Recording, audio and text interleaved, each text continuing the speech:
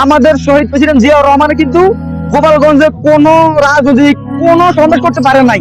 আমাদের স্বৈরাচার এরশাদ সেও কিন্তু গোপালগঞ্জে কখনো রাজনৈতিক বক্তব্য দিতে পারে নাই। সেখানে ভোট চাওয়া দূরের কথা, সেখানে গিয়া রাজনৈতিক একটা কথা বলতে পারে নাই।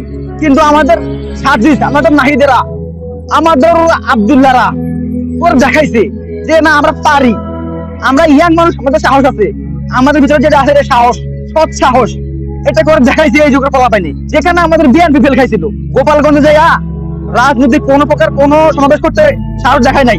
আমাদের জামাত ইসলামী গোপালগঞ্জে যাইয়া ভোট চাওয়া দূরের কথা, রাজনৈতিক একটা বক্তব্য দিতে পারে নাই। আর সেখানে নাহিদেরা, সুবহানাল্লাহ, মাশাআল্লাহ, ভাই তোকে সাহস করতে হবে ভাই, বুঝছো? তোকে বুকে, এটা শুধু বুক না, হাসানের স্লোগান মুজিববাদ মুর্দাবাদ, বাহ কি অসাধারণ স্লোগান, কি সাহসী স্লোগান। ভাই তোমরা এগিয়ে যাও, আমরা সাধারণ মানুষ, আমরা ইয়াং মানুষ, তোমাদের সাথেই আছি ইনশাআল্লাহ। ইনশাআল্লাহ তোমরা এগিয়ে যাও।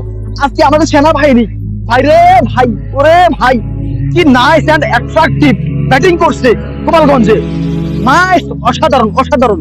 ধন্যবাদ আমাদের বাংলাদেশ সেনাবাহিনীকে।